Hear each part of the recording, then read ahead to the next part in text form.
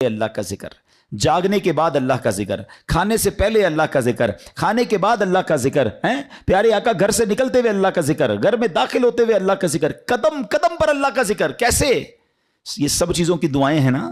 کھانے سے پہلے کی دعا، کھانے کے بعد کی دعا، پانی پینے سے پہلے کی دعا، پانی پینے کے بعد کی دعا، آئینہ دیکھنے کی دعا، سرما لگانے کی دعا. اس کا مطلب کیا ہے؟ دعا کیا ہے؟ ذکر الہی ہے نا، اللہ سے باتیں کرنا ہے نا. نبی پاک قدم قدم پر اللہ کو یاد کرتے. سورج گہن کی دعا، چاند گہن کی دعا، بارش برس رہی ہے پھر دعا، بادل گرج رہے ہیں پھر دعا، قدم قدم پر دعائیں. کتنا اللہ کا ذکر کرتے تھے. اور آج بتاؤ، پورا پورا دن گزر جاتا ہے، ہم کتنا اللہ کا ذکر کرتے ہیں. یہ غلام کتنا اللہ کا ذکر کرتا تھا کہ رات بھر اللہ کی عبادت ہے. اور تمنا کیا ہے؟ مولا دن بھی مل جاتا تو دن بھی تیری عبادت کرتا، دن بھی تجھے یاد کرتا، دن بھی تیرا ذکر کرتا. ذکر الہی پر میں انشاءاللہ آگے بات کرتا ہوں، مگر اس واقعے سے ایک اور بڑا کمال کا میسج مل رہا ہے. اس غلام کی عبادت لوگوں کو پتہ چل گئی ہے، اس کا راز کھل گیا. وہ کہتا ہے مولا اب جینا نہیں ہے، میں تو عبادت تیرے لیے کرتا تھا نا، میں جانتا تھا مالک تو جانتا تھا، اب تو لوگوں کو پتہ چل گیا. اب بتائیں ہمارا کیا حال ہے؟ ہم تو عبادت بہت سارے لوگ کرتے ہی اس لیے کہ لوگوں کو پتہ چل جائے. وہ اس لیے کر رہا ہے کہ رب دیکھے اور کوئی نہ دیکھے. اور ہماری اکثریت ان کاموں میں لگی ہوئی ہے کہ دنیا دیکھے میں نے کیا کیا ہے. نیکی کر دریا میں ڈال، بچپن میں سنتے تھے، اب نیکی کر سوشل میڈیا پہ ڈال. جو کرنا ہے لوگوں کو بتانا ہے، جو نیکی ہے سب کو بتانا ہے. اپنے دل سے پوچھو نا، کیوں جی چاہتا ہے کہ میری نیکیاں لوگوں کو پتہ چلیں؟ پتہ ہے اخلاص کی تعریف کیا ہے؟ علماء فرماتے ہیں what is the meaning of اخلاص. اخلاص اس کو کہتے ہیں کہ بندہ جس طرح اپنے گناہوں کو چھپاتا ہے اس طرح اپنی نیکیوں کو چھپائے. بتائیے نا، ہم اس طرح اپنے گناہ، کوئی ہے جو یہاں یہ چاہتا ہو میرے گناہ سب کو پتہ چل جائیں؟ کوئی بھی نہیں چاہتا. مگر نیکی سب کو پتہ چلنی چاہیے. نہیں، کچھ نیکیاں تو ایسی کیجئے نا جو فقط میں جانوں، میرا رب جانے. میں نیکی کرنے کے بعد مجھے کیوں خیال آتا ہے کہ یار سامنے والے کو پتہ تو چلے میں حاجی ہوں، میں حافظ ہوں، میں نمازی ہوں، میں روزہ دار ہوں، میں نے یہ نیکی کی ہے، میں نے فلاں کام کیا. وائے؟ کیوں؟ اگر دل میں تمنا یہ ہے کہ لوگوں کی واہ واہ ملے گی تو پتہ ہے اس کو ریاکاری کہتے ہیں. اور ریاکاری کو شرک اصغر کہا گیا حدیثوں میں. چھوٹا شرک. شرک کس کو کہتے ہیں؟ شرک کے معنی یہ ہے کہ اللہ کی طرح کسی کو عبادت کے لائق سمجھنا.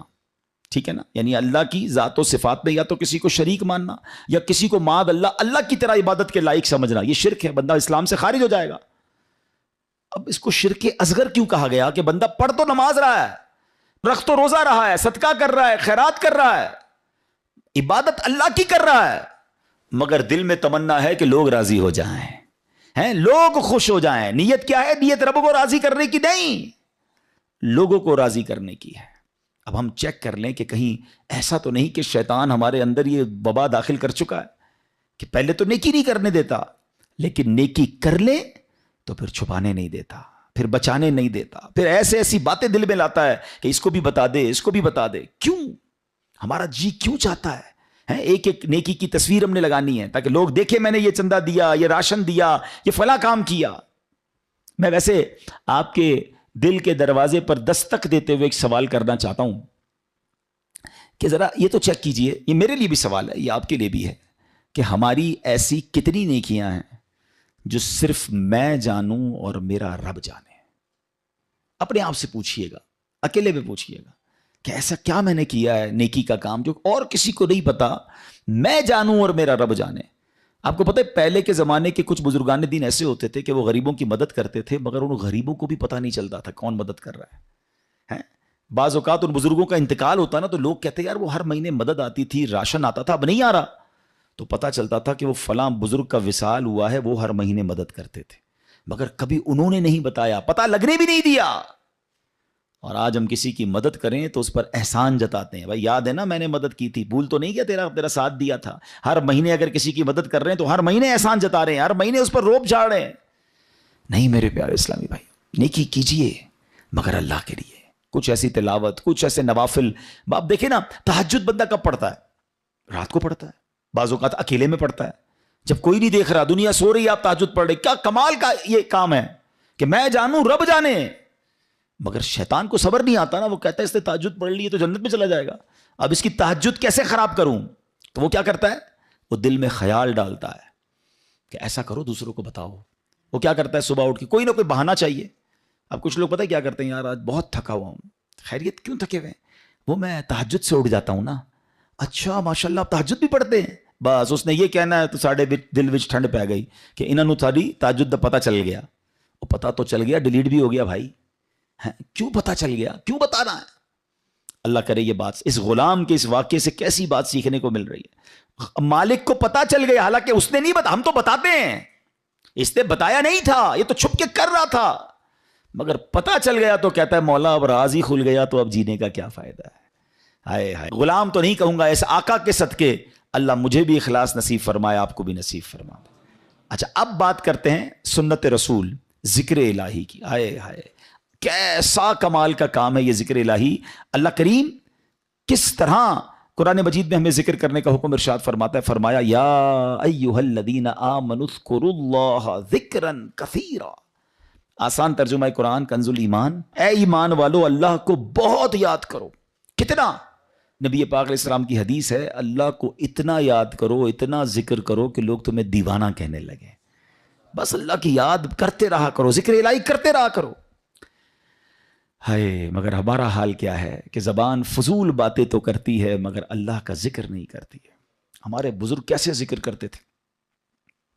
حضرت جنید بغدادی کا نام سنا ہوگا رضی اللہ تعالیٰ، بہت بڑے اللہ کے ولی۔ آپ کے بارے میں آتا ہے کہ آپ اتنا ذکر الہی کرتے تھے، ایک بار نائی کی دکان پر گئے مونچھیں ترشوانے کے لیے، تو نائی کہتا ہے حضرت تھوڑی دیر خاموش ہو جائیں ورنہ آپ کی ہونٹ پہ کٹ لگ جائے گا، میں مونچھیں کاٹ رہا ہوں آپ ذکر کر رہے ہیں۔ وہ کہتے ہیں ذکر کرتا رہوں گا، تم اپنا کام کرو، ہونٹ کٹتا ہے تو کٹ جائے، میں نے ذکر نہیں چھوڑنا۔ اتنی دیر کے لیے بھی ذکر الہی نہیں چھوڑنا ہوتا تھا۔ ایک بزرگ تھے اور کبال کے بزرگ تھے، حضرت سری سکتی سے مروی ہے کہ میں حضرت جرجانی کے پاس گیا تو ستو دیکھے، وہ ستو پی رہے تھے، روٹی نہیں کھاتے تھے۔ تو میں نے کہا حضرت روٹی آپ کیوں نہیں کھاتے، ستو کیوں پیتے ہیں؟ وہ کہتے ہیں میں نے کیلکولیشن کی، روٹی کھانے میں اور ستو کھانے میں 90 تسبیحات کا فرق ہے۔ میں اگر ستو پیتا ہوں تو پیٹ پھر بھی بھر جاتا ہے، مگر میں روٹی کھاتا ہوں تو ٹائم زیادہ لگتا ہے۔ 90 تسبیحات میں زیادہ پڑھ لیتا ہوں، اس لیے 40 سال ہو گئے میں نے روٹی نہیں کھائی ہے۔ یار کمال لوگ تھے، نیک تھے، پرہیزگار تھے، نیکیوں کا انبار تھا، مگر اور نیکیاں چاہیے۔ کیوں؟ ان کو پتا تھا نا اجر کیا ہے۔ آپ کو پتا ہے ذکر الہی کا اجر کیا ہے؟ ذرا مل کر کہیے سبحان اللہ، الحمدللہ، اللہ اکبر۔ کتنی دیر لگی؟ 10 سیکنڈ، مشکل سے 3 جملے کہے 10 سیکنڈز، ٹھیک ہے؟ 10 سیکنڈ میں آپ دنیا میں کیا کما سکتے ہیں؟ بغیر کھڑے ہوئے، بغیر پسینہ بہائے، بغیر کوشش کیے، بیٹھے بیٹھے 10 سیکنڈ میں 3 جملے کہے، کیا کمایا پتا ہے آپ نے؟ میرے نبی علیہ السلام کے سچے وعدے ہیں، جو ایک بار سبحان اللہ کہے جنت میں درخت لگا دیا جاتا ہے، ایک بار اللہ اکبر کہے جنت میں درخت، ایک بار لا الہ الا اللہ کہے جنت میں درخت۔ مجھے بتاؤ تو صحیح کتنی دیر لگتی ہے؟ آپ نے بیٹھے بیٹھے 3 جنت میں درخت لگا لیے۔ اچھا یہ تو چونکہ نبی پاک کی حدیث ہے، ہمیں عمل کرنا چاہیے، لیکن دنیاوی اسکیم ہو تو آج اگر اعلان کر دوں کہ بھائی یہ فیضان مدینہ میں آپ سب بیٹھ جائیں، آج فجر تک جو جتنی بار سبحان اللہ کہے گا اتنے 1000 روپے ملیں گے۔ بندہ کہے گا حضرت فجر تک کیوں آپ کہیں، 2-3 دن بیٹھ جاتے ہیں، موبائل بند، تسبیح ہاتھ میں، ہر سبحان اللہ پر 1000 روپے، 100 سبحان اللہ پہ لاکھ روپے، اوئے ہوئے آج تو امیر کروڑ پتی ہو کے جاؤں گا۔ مجھے سچ بتاؤ، سبحان اللہ کہنے پر 1000 روپے زیادہ قیمتی ہیں، یا میرے آقا فرما رہے ہیں کہ اس کے لیے جنت میں درخت لگ جاتا ہے؟ تو پھر کیوں نہ ہم جنت میں درخت لگانے کا سامان کریں، ہم کیوں نہ اللہ کو راضی کرنے کا اور اپنے لیے آخرت کا سامان کریں۔ اور ذکر والے کتنے اللہ کو پسند ہیں، ایک بڑی کمال کی حدیث ہے، حضرت سہل بن معاذ رضی اللہ تعالیٰ عنہ اپنے والد صاحب سے روایت کرتے ہیں کہ ایک مرتبہ محفل نور سجی ہوئی تھی، رسول اکرم صلی اللہ تعالیٰ علیہ وسلم کے ساتھ صحابہ کرام بھی تھے۔ ایک صحابی نے حضور سے عرض کی کہ حضور یہ بتائیے کہ جہاد میں سب سے عظمت والا زیادہ کون ہے؟ جہاد کرنے والے تو بہت سارے ہیں نا، بہت سارے صحابہ لڑتے تھے اللہ کی راہ میں، تو حضور ان میں سب سے زیادہ عظمت والا کون ہے؟ تو پیارے آقا نے فرمایا اکثرہم للہ ذکرن، یعنی جو اللہ پاک کا کثرت سے ذکر کرتا ہے وہ زیادہ عظمت والا ہے۔ اب بات سمجھ رہے، یعنی سب جہاد کرنے والے کمال کے ہیں، مگر ان میں جو ٹاپ پہ ہے جو سب سے زیادہ ذکر کرتا ہے۔ اب صحابی کہتے ہیں حضور रोजादारों में सबसे ज्यादा अजमत वाला कौन है? रोजादार तो लाखों करोड़ों मुसलमान रोजा रखते हैं ना। आका फरमाते हैं इनमें सबसे ज्यादा अल्लाह का जिक्र करने वाला सबसे अजमत वाला है। साल बिन मुआज फरमाते हैं वो सहाबी इसी तरह सवाल करते रहे, हुजूर नमाजियों में सबसे ज्यादा अफजल कौन है? या रसूलुल्लाह ज़कात देने वालों में सबसे ज्यादा अजमत वाला कौन है? एक एक इबादत का सवाल करते रहे। आका सबके जवाब में ये फरमाते रहे अक्सरुहुम लिल्लाहि ज़िक्रन, यानी जो अल्लाह पाक का जिक्र कसरत से करता है वो उस कैटेगरी में उन लोगों में सबसे ज्यादा अफजल और अजमत वाला है। अब हजरत अबू बकर सिद्दीक रदी अल्लाह तआला अन्हु भी हाजिर थे, हजरत उमर फारूक भी मौजूद थे। अबू बकर सिद्दीक रदी अल्लाह तआला अन्हु जो मुसलमानों के पहले खलीफा हैं, वो हजरत उमर से कहते हैं ए उमर, यूं तो जिक्र इलाही करने वाले सारी भलाइयां ले गए। तो नबी पाक ने जब ये सुना तो कहा हाँ ए अबू बकर, बात ऐसी ही है, जो जिक्रुल्लाह की कसरत करता है वो सारी भलाइयां ही समेट लेता है। यानी टॉप ऑफ द लेवल अगर कुछ लोग हैं तो वो कौन है? वो जिक्र इलाही करने वाले हैं। ऐ मेरे प्यारे इस्लामी भाइयों, अब हमें यह गौर करना है कि हम कितना जिक्र करते हैं, हमारी जबान पर कितना जिक्र होता है। हजरत मुआज बिन जबल रदी अल्लाह तआला अन्हु कहते हैं मेरी नबी पाक अलैहिस्सलातु वस्सलाम से उनकी ज़ाहिरी हयात में जो आखिरी मुलाकात हुई ना, तो मैंने नबी पाक से कहा हुजूर मुझे कोई नसीहत फरमा दीजिए। तो प्यारे आका अलैहिस्सलातु वस्सलाम से कहते हैं हुजूर कौन सा अमल अल्लाह की बारगाह में सबसे बेहतर और सबसे ज्यादा कुर्ब हासिल करने वाला है? तो प्यारे आका अलैहिस्सलाम ने फरमाया ऐ मुआज, तुम्हें मौत इस हाल में आए कि तुम्हारी जबान जिक्रुल्लाह से तर हो, सबसे अफजल अमल। ठीक है ना। अब मुफ्ती अहमद यार खान नईमी इसके तहत फरमाते हैं कि इसका मतलब यह है कि बंदा पूरा दिन कुछ ना कुछ अल्लाह का जिक्र मुख्तलिफ अंदाज से करता रहे। मौत के आने का तो पता नहीं ना, मलकुल मौत तो कभी भी आ सकते हैं। तो वो जब भी मेरी रूह कब्ज करने आए, मैं अल्लाह की याद में हूं, अल्लाह के जिक्र में हूं, इबादत में हूं। अल्लाह अकबर। अब जरा गौर करें, जिनका पूरा दिन गुजरता है और जबान पर जिक्र इलाही नहीं होता। नबी पाक अलैहिस्सलाम ने फरमाया कि जिसका आखिरी कलाम ला इलाहा इल्लल्लाह होगा दखलल जन्नह, वो जन्नत में दाखिल हो जाएगा। अच्छा, चाहते सब हैं। अब अगर मैं सवाल करूंगा जवाब मुझे ना दें, अपने आप को दे दें। आज पूरे दिन में कितनी बार कलमा पढ़ा है? अच्छा, पूरे हफ्ते में कितनी बार कलमा पाक पढ़ा है? महीना पूरा गुजर गया, कितनी बार कलमा पाक पढ़ा है? अब हाल देख लें, मरते वक्त सबको कलमा चाहिए, जिंदगी में पढ़ने के लिए तैयार कोई नहीं है। ऐसा ना करें, ये अफदलुज जिक्र है, सबसे अफजल जिक्र हदीस में फरमाया अफदलुज जिक्र ला इलाहा इल्लल्लाह। और यही बात नबी पाक ने फरमाई ना कि तुम्हारी आखिरी जो अल्फाज हों जबान पर, ए मुआज, वो अल्लाह का जिक्र हो। ये अल्लाह की बारगाह में सबसे ज्यादा कुर्ब दिलाने वाला अमल है। अब उलमा ने इसमें बड़ी आसानी कर दी है। हाँ, अब जरा गौर से सुनिएगा। अब जिक्रुल्लाह की मुख्तलिफ सूरतें हैं, ऐसा नहीं, बिल्कुल यकीनन अल्लाह का जिक्र अल्लाह अल्लाह अल्लाह सुब्हान अल्लाह ला इलाहा इल्लल्लाह अल्लाहु अकबर सुब्हान अल्लाहि व बिहम्दिही सुब्हान अल्लाहिल अज़ीम या रहमानो या रहीमो या सलामो, ये सारे अल्लाह के जिक्र है। मुख्तलिफ अल्लाह के नाम लेते रहे। अल्लाह की याद में जितना जिक्र करेंगे ये जिक्र बिल लिसान है, ये जबान से जिक्र है। मगर जिक्र की और भी सूरतें हैं। आए हाय, उलमा फरमाते हैं कि अल्लाह की नेमतों के बारे में गौर व फिक्र करना भी जिक्रुल्लाह है। बंदा सोचता रहे कि इस रब ने कायनात कैसे बनाई है, कैसी कुदरत वाला मेरा रब है, कुदरत के नजारे देख रहा है, मगर नीयत यह है कि अल्लाह की किबरियाई और अल्लाह की शान व अजमत दिल में बढ़ रही है कि मेरा मालिक ऐसा, ऐसे अजीम पहाड़ बनाने वाला, वो रब करीम इतनी खूबसूरत दुनिया बनाने वाला है, तो वो खालिक व मालिक कैसी अजमत वाला होगा। इस नजर से अगर दुनिया के नजारे देख रहे हैं तो अल्लाह अकबर, उलमा कहते हैं ये आंख का जिक्र है। अच्छा, फिर आगे फरमाया दिल में है, बंदा तन्हा बैठा है और अल्लाह को याद कर रहा है, अल्लाह की है किबरियाई और उसकी अजमत और शान को याद कर रहा है, अल्लाह को दिल ही दिल में पुकार रहा है। फरमाया ये दिल का जिक्र है। अच्छा, फिर अल्लाह का जिक्र सुनना, ये कानों का जिक्र है। और सुभान अल्लाह, अब मजे की बात सुने, नाते पाके मुस्तफ़ा सुनना, ये भी अल्लाह का जिक्र है। अल्लाह पाक के बंदों की बातें सुनना या पढ़ना, ये भी अल्लाह का जिक्र है। उनका जिक्र खैर सुनना, सीरत की बातें सुनना, बल्कि उलमा तो फरमाते हैं इबरत के लिए अल्लाह पाक के दुश्मनों के अहवाल पढ़ना भी जिक्र इलाही में शामिल है।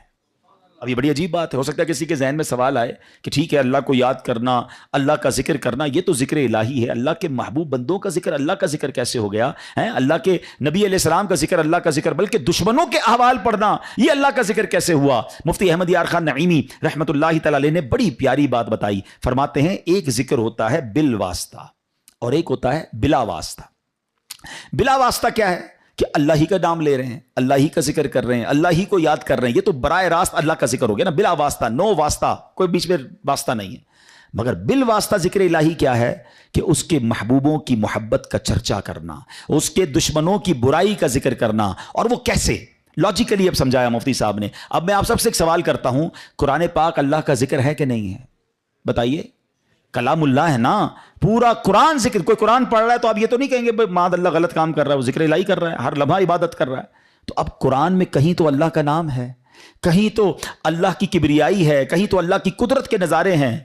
ان اللہ علی کل شیء قدیر کا ذکر ہے. فبأی آلاء ربکما تکذبان کے ذریعے رب کی شان بیان ہو رہی ہے, اور ہمیں کہا جا رہا ہے کہ کون کون سی نعمتوں کو جھٹلاؤ گے. جب جب پڑھتے ہیں اللہ سے محبت بڑھتی ہے. مگر اسی قرآن میں نبی پاک کا بھی تو ذکر ہے نا, رحمت للعالمین بھی کہا ہے, نبی پاک کو خاتم النبیین بھی فرمایا گیا. کہیں یاسین, کہیں طٰہٰ, کہیں مزمل, کہیں مدثر, کہیں والضحیٰ, کہیں واللیل اذا سجا. ارے کوئی قرآن پڑھ رہا ہے اور محبوب کے پاک کا ذکر بھی کر رہا ہے, مگر دراصل وہ ذکر الہی کر رہا ہے. نبیوں کا بھی ذکر, حضرت موسیٰ کا ذکر ہے, حضرت یوسف کے واقعات ہیں. اب پورا واقعہ حضرت یوسف کوئی پڑھ رہا ہے تو کیا یہ کوئی کہے گا کہ نہیں نہیں یہ ذکر نہیں کر رہا؟ ارے جب قرآن پڑھ رہا ہے اس کا مطلب یہ ہوا کہ اللہ کے نبی کا ذکر بھی دراصل یہ رب کا ذکر ہے. اور اللہ اکبر, قرآن میں تو کئی قوموں کی بربادی کے احوال ہیں. قارون کیسے دھسایا گیا, بنی اسرائیل کیسے عذاب میں گرفتار ہوئے, فرعون کا حال کیا ہوا, یہ سارے واقعات قرآن میں موجود ہیں. تو اب اس کا مطلب یہ ہوا کہ اللہ کے دشمنوں کے احوال پڑھنا بھی یہ بھی ذکر الہی میں شامل ہے. اور یہ ذکر کی محفلیں کتنی کمال کی ہیں, یہ نصیب والوں کو ملتی ہیں. دیکھیں نا, جس کردو میں فیضان مدینہ میں اجتماع ہو رہا ہے, کئی لوگوں کو بلایا گیا ہوگا, کئی لوگوں کو دعوت دی ہوگی, کچھ آئے کچھ نہیں آئے. یقین کریں جو آئے ہیں نا وہ خود سے نہیں آئے, انہیں بلایا گیا ہے. ہاں, میری اور آپ کی اوقات نہیں کہ میں کہوں میں آج اجتماع میں آیا, میں مسجد میں آیا. چلے مجھے بتائیں مسجد کس کا گھر ہے؟ ذرا ساتھ جواب بھی دو نا, مسجد کس کا گھر ہے؟ آپ کے گھر میں کوئی بغیر اجازت آ سکتا ہے؟ آپ کا دروازہ کھٹکھٹائے کہ حضرت آج میں آپ کے گھر میں رہوں گا. آپ کون ہے بھائی؟ میں نہیں جانتا, میرے گھر میں کیسے آئیں گے؟ اجنبی ہیں. آپ کے گھر میں کون آتا ہے؟ جس کو آپ بلاتے ہیں. اللہ کے گھر میں بغیر بلائے کیسے کوئی آ سکتا ہے؟ ہم سب کو بلایا گیا ہے, ہمیں موقع دیا گیا ہے, ہمیں سعادت دی گئی ہے. اور سنو, اللہ کے گھر میں آتے رہا کرو. کئی لوگ پورا ہفتہ نہیں آتے, جمعے کی نماز پڑھتے ہیں, باقی پورا ہفتہ نہیں آتے. وہ غور کریں کہ ایسا کیا گناہ ہو گیا کہ میرا رب مجھے کیوں نہیں بلاتا, روز 5 وقت مہمان کیوں نہیں بنتا. مبارک ہو اسے جو مسجد میں جس کا دل لگتا ہے اور بار بار آتا ہے. ایک اور مزے کی بات بتاؤں, آپ کے قسم قسم کے رشتہ دار اور دوست ہیں. جو دور کا دوست ہوتا ہے نا وہ سال میں کبھی کبھی ایک بار آ جاتا ہے. جو بہت قریب کے رشتہ دار ہوں, جو بالکل تھوڑا سا فاصلہ ہو, لیکن وہ کبھی کبھی مہینے میں ایک بار آتے ہیں. جو اس سے قریب ہو وہ ہفتے میں ایک بار آتے ہیں. اور گھر والا تو روز گھر میں آتا ہے نا. اب اللہ کے گھر میں جو روز آ رہا ہے, سبحان اللہ, اس پر کتنی رحمتیں ہو رہی ہیں. اور جو کبھی عید کی نماز میں آتا ہے, کبھی 2-4 مہینے بعد اسے اللہ کا گھر یاد آتا ہے. سوچو کتنا ڈسٹنس ہو گیا ہے, کتنی دوری ہو گئی ہے. یہ رحمان کا گھر ہے, اس میں آتے رہا کریں, بیٹھا کریں, وقت بتایا کریں. اور سبحان اللہ, آپ کے گھر میں کوئی مہمان آئے, آپ کیا چاہتے ہیں؟ خوش ہو کر جائے نا. کھانا اچھا بناتے ہیں, اس کی آرام کا خیال رکھتے ہیں. جب مہمان آئے اسے خوش کر کے بھیجتے ہیں. بتاؤ نا, کریم کے در پر کوئی مہمان آئے گا وہ اسے راضی نہیں کرے گا؟ اللہ کے مہمان بنو, پھر دیکھو رب کیسی عطائیں فرماتا ہے. پرابلم یہ مسجد میں ایک تو آتے ہیں دل نہیں لگتا, آتے ہیں تو بھاگنے کا جی چاہتا ہے. بیٹھا کریں. اور اب میں آپ کو بتاتا ہوں کہ جو ذکر اللہ کی محفل ہے نا, ابھی ذکر کی محفل ہو رہی ہے نا, اللہ کے پیاروں کا ذکر ہو رہا ہے, اللہ کے ذکر کی باتیں, قرآن کی باتیں, یہ بڑی کمال کی محفل ہے. ایک بڑی پیاری حدیث سناتا ہوں. حدیث پاک کا خلاصہ ہے, میرے آقا علیہ الصلوۃ والسلام فرماتے ہیں کہ اللہ تعالیٰ کے کچھ فرشتے ہیں کہ جو زمین کی سیر کرتے ہیں, ان کی ڈیوٹیز ہیں. کچھ فرشتوں کی ڈیوٹی یہ ہے کہ جہاں ذکر الہی ہوتا ہے نا اس محفل کو اپنے پروں سے ڈھانپ لیتے ہیں. اب کیا ہوا, وہ فرشتے جب اجتماع سے فارغ ہوتے ہیں اللہ کی بارگاہ میں جاتے ہیں. اللہ کو سب معلوم ہے کہاں سے آ رہے ہیں. اللہ فرماتا ہے فرشتوں کہاں سے آ رہے ہو؟ کہتے ہیں یا اللہ ایک جگہ بندے جمع ہیں تیرا ذکر کر رہے ہیں. اللہ فرماتا ہے فرشتوں یہ بتاؤ انہوں نے مجھے دیکھا ہے جو میرا ذکر کرتے ہیں؟ کہا یا اللہ تجھے نہیں دیکھا. ارشاد ہوتا ہے فرشتوں بتاؤ کیا مانگ رہے ہیں؟ کہتے ہیں یا اللہ جنت مانگ رہے ہیں. ارشاد ہوتا ہے جنت دیکھی ہے؟ کہا یا اللہ دیکھی نہیں. اچھا دیکھ لیتے تو کیا کرتے؟ اے رب جنت دیکھ لیتے. شوق سے مانگتے. ارشاد ہوتا ہے یہ بتاؤ کس چیز سے پناہ مانگ رہے تھے؟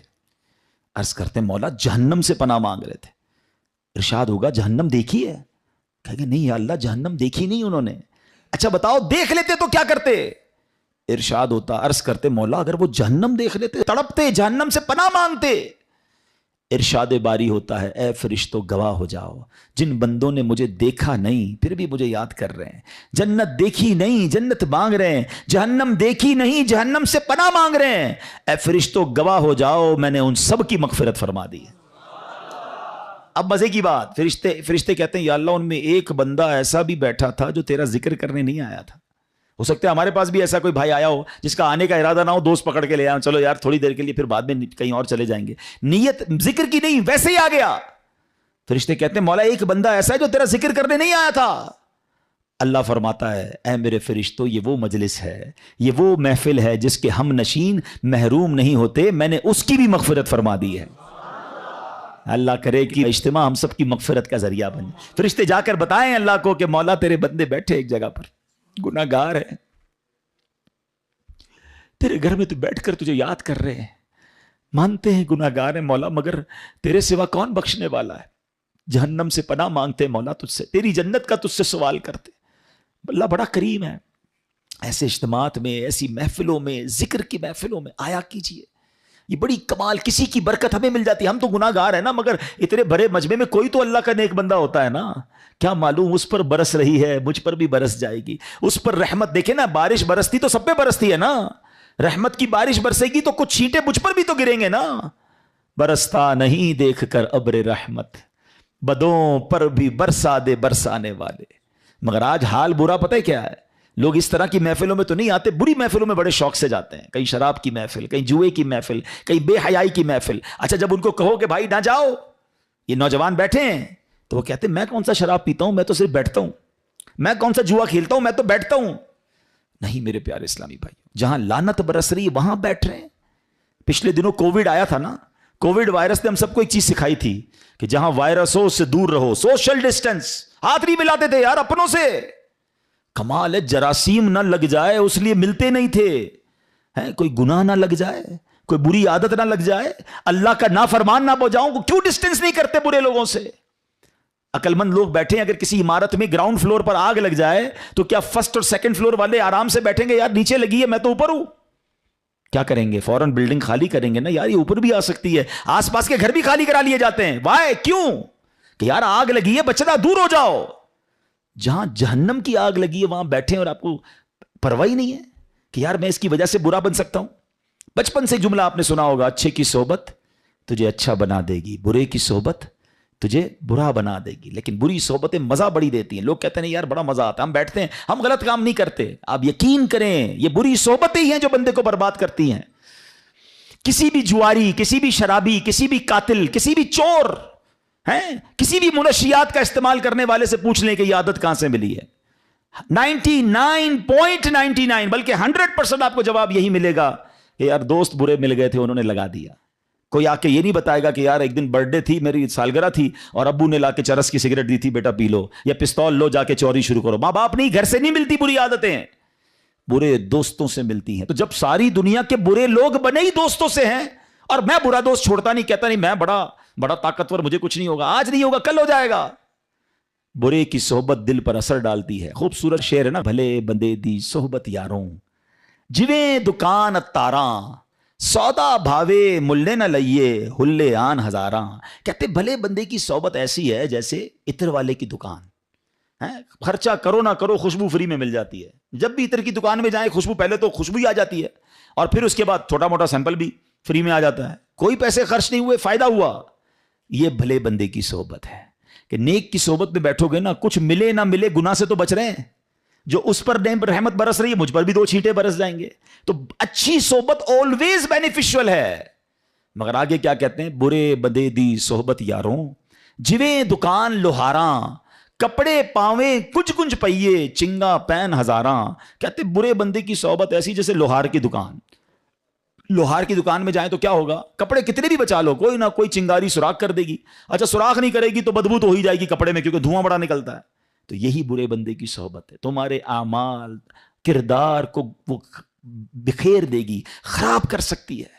تو اپنی صحبتوں کو چینج کیجئے، ذکر الہی کی کثرت کیجئے۔ ذکر الہی دلوں کو صاف کرتا ہے۔ کئی لوگ کہتے چین نہیں ہے، سکون نہیں ہے، ٹینشن بڑی ہے۔ اب بتاؤ کوئی سکون شراب میں ڈھونڈتا ہے، معاذ اللہ کوئی بری محفلوں میں ڈھونڈ رہا ہے، آؤ قرآن سے پوچھتے ہیں، اے رب کے کلام ہمیں بتا سکون کہاں ہے؟ قرآن فرماتا ہے الا بذکر اللہ تطمئن القلوب، بے شک اللہ کے ذکر میں دلوں کا چین ہے۔ تو کرے نا ذکر، چین سکون، آپ ریلیکس ہو جائیں گے۔ مگر جو زبان ذکر ہی نہیں کر رہی، کہہ رہی ٹینشن بھی دور نہیں ہو رہے۔ بھائی دل مجھے کس نے بنایا ہے ذرا بتائیے، کس نے بنایا؟ دل کس نے بنایا؟ سکون کون بتائے گا کہاں سے ملے گا؟ جس نے بنایا وہ بتائے گا نا۔ اللہ فرما رہا ہے دلوں کا چین میرے ذکر میں ہے، اور ہم سکون کہیں اور ڈھونڈ رہے ہیں۔ ارے جب رب نے بتا دیا تو ذکر کر لو، سکون مل جائے گا۔ اور یہ جو نبی پاک نے حضرت معاذ سے فرمایا کہ معاذ تمہیں موت اس حال میں آئے کہ تم اللہ کی ذکر سے تمہارا زبان تر ہو، تم حالت ذکر میں ہو۔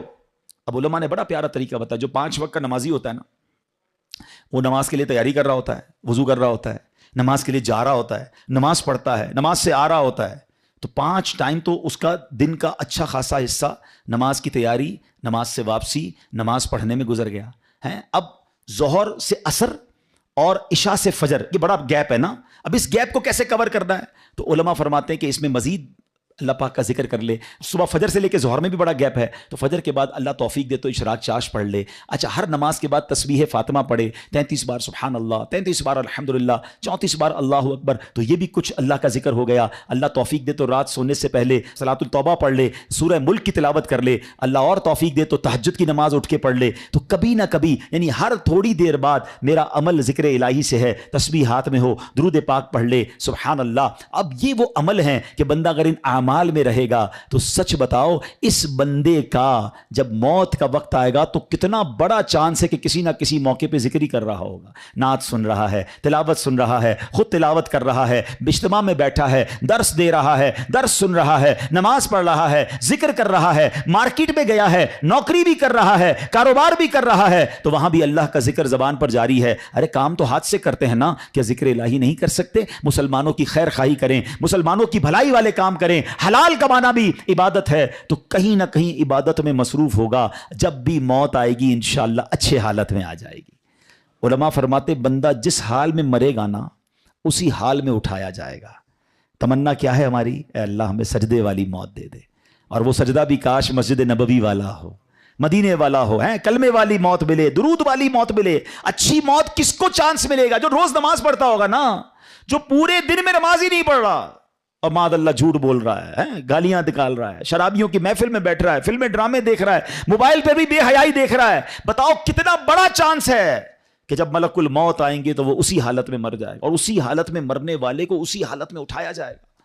ہماری تمنا تو یہ ہے کہ میں سو جاؤں یا مصطفیٰ کہتے کہتے، کھلے آنکھ صلی اللہ کہتے کہتے۔ ایسا نہیں ہو سکتا معاذ اللہ کوئی شراب کے نشے میں ہے یا کوئی بے حیائی کر رہا ہے اور ملک الموت آئے تو وہ کہے کہ بھائی ابھی روح قبض نہ کرو، میں ذرا توبہ کر لوں۔ نہیں، آگاہ اپنی موت سے کوئی بشر نہیں، سامان 100 برس کا ہے، پل کی خبر نہیں۔ تو اے میرے پیارے اسلامی بھائیوں، آج نیت کر لیں، جس حالت میں مرنا نہیں چاہتے نا وہ کام چھوڑ دیں، کیونکہ ایسا نہیں ہوگا کہ آپ کوئی غلط کام کر رہے ہیں اور موت آ گئی تو آپ روک سکیں گے۔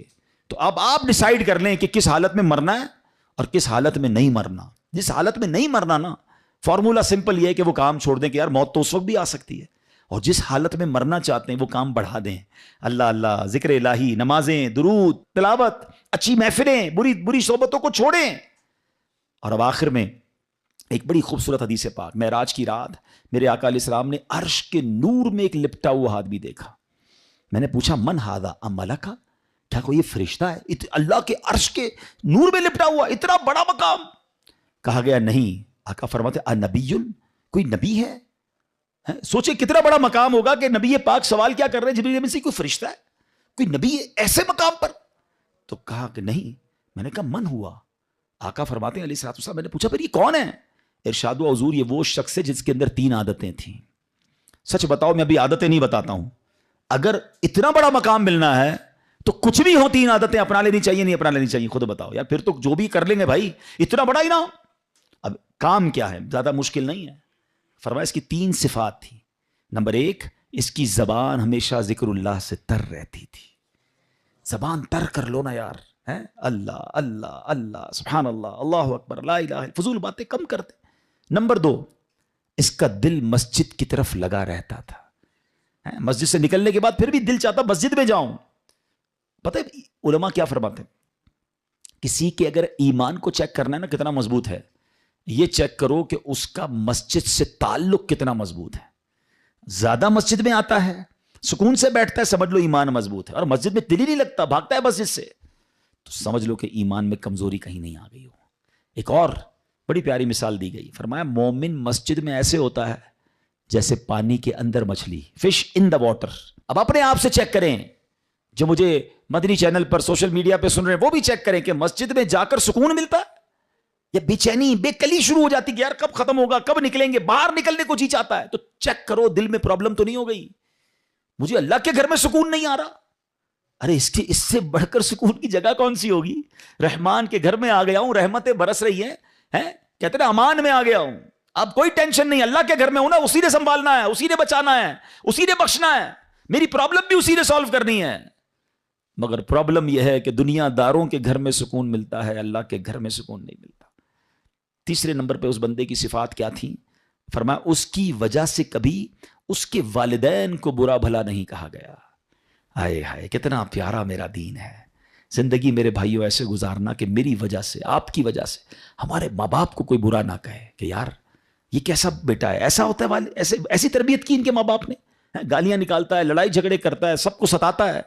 نہیں، اللہ کرے ایسی زندگی گزاروں کہ مجھے دیکھ کر کوئی کہے کہ سبحان اللہ والد نے کیا بیٹا تیار کیا ہے، ماں باپ نے کیا تربیت کی. اللہ ان کے والدین کو سلامت رکھے کہ ایسا تحفہ امت کو دے کر گئے. ایسا بننا ہے مجھے اور آپ کو کہ میری وجہ سے کتنا برا بیٹا ہے وہ، کتنی بری اولاد ہے وہ کہ جس کی وجہ سے اس کے والدین کو برا بھلا کہا جائے. اور آج کہا جاتا ہے کہ جو لوگ لوگوں کو ستاتے ہیں، تنگ کرتے ہیں، ٹینشن دیتے ہیں، لوگ کہتے ہیں یار یہ کیسی تربیت کی ان کے والدین نے. اور ماں باپ اگر قبر میں ہیں، سچ بتاؤ کتنا دکھ ہوتا ہوگا اس بچے کی وجہ سے کہ بیٹا دنیا میں ایسے کام کر رہا ہے کہ لوگ ہمارے بارے میں بری بات کر رہے ہیں.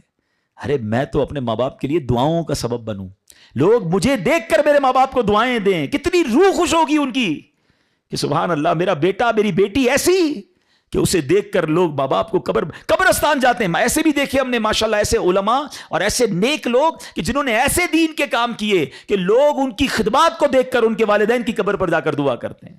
کیوں کہ ایسی اولاد دی امت کو. کاش یہ بات سمجھ آ جائے کہ میری وجہ سے کبھی میرے والدین کو برا بھلا نہ کہا جائے. اور اے میرے پیارے اسلامی بھائیوں، اگر اس کو تھوڑا سا میں آگے لے جاؤں، اس والدین سے بڑھ کر پتہ ہے کس کا حق ہے؟ وہ ہمارے آقا کا ہم پر حق ہے نا. رحمت للعالمین کے امتی ہیں، خاتم النبیین کے امتی ہیں صلی اللہ تعالی علیہ وسلم. کوئی چھوٹی بات ہے؟ بن مانگے بنے ہیں. ہے کوئی آپ میں سے جس نے دعا کی ہو یا اللہ آخری نبی کا امتی بنائی ہو؟ کسی نے بھی دعا نہیں. ہمیں تو پتہ ہی نہیں تھا، اللہ نے مہربانی کی اس دور میں پیدا کر دیا. ہم نبی پاک سے پہلے بھی پیدا ہو سکتے تھے، کسی اور نبی کے امتی ہو سکتے تھے. بغیر مانگے بن مانگے دیا، اور اتنا دیا دامن میں ہمارے سمایا نہیں. آقا علیہ السلام کا امتی ہونا، نبی پاک کی امت میں شامل ہونے کے لیے انبیاء تمنا کرتے تھے، اور مجھ جیسے گناہگار کو بنا دیا. اور آقا کیسے کہ پیدا ہوتے وقت یاد رکھا، معراج میں یاد رکھا، قبر میں اتارتے وقت یاد رکھا، اور بحشر میں بھی یاد رکھیں گے. دعائیں کرتے رہے امت کے لیے، آنسو بہاتے رہے ہم گناہگاروں کے لیے. ایسے نبی علیہ السلام کا امتی without any struggle, without any asking, مانگا بھی نہیں اور بنا دیا. تو یار کوئی تو ذمہ داری بنتی ہے، کوئی تو شکرانہ بنتا ہے کہ یا اللہ اتنی بڑی مہربانی کی، اب میں ایسا امتی بن کر دکھاؤں گا کہ مجھے دیکھ کر کوئی کہے کہ امتی ایسا ہے تو آقا کیسے ہوں گے.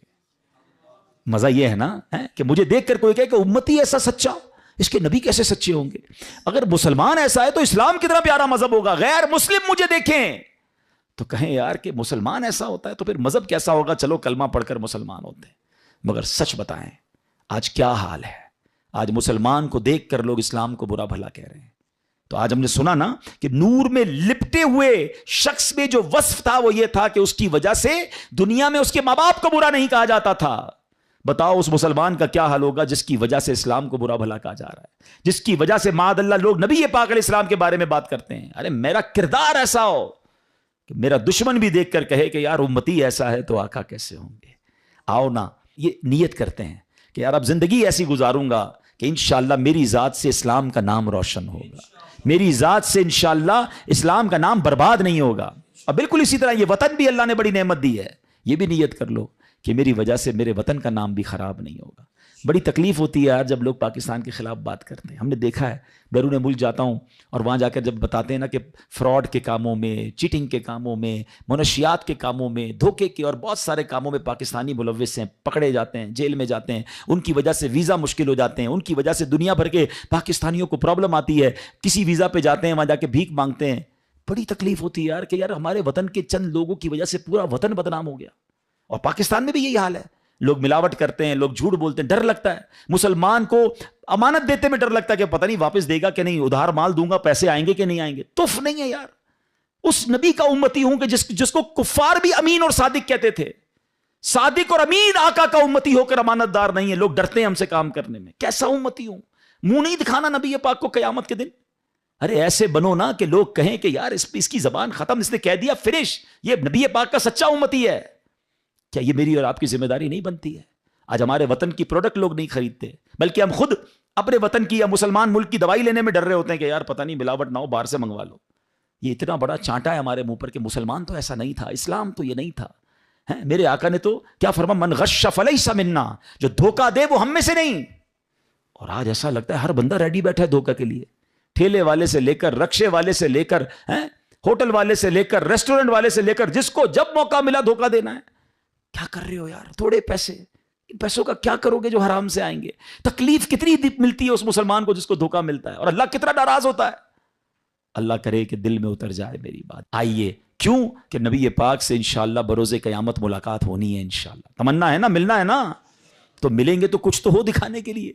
یا رسول اللہ میں بھی اپنے حصے کا چراغ جلا کر آیا ہوں صلی اللہ علیہ وسلم۔ اللہ کرے دل میں اتر جائے میری بات۔ ایسی پیاری باتیں دعوت اسلامی کے ماحول میں سکھائی جاتی ہیں۔ ہمارا اس طرح کے مزید بیان سننے کے لیے اجتماع میں آیا کریں، مدری چینل دیکھا کریں، دعوت اسلامی کا ساتھ دیں۔ ہم یہاں بھی چاہتے ہیں کہ بچوں کی تربیت ہو، آنے والی نسلیں نیک بنیں۔ آپ کے سب سامنے کہ کس طرح برائیاں بڑھ رہی ہیں۔ اگر برائیوں کو ختم کرنا ہے، نیکی کی دعوت کو عام کرنا ہے، تو دعوت اسلامی کا ساتھ دیں۔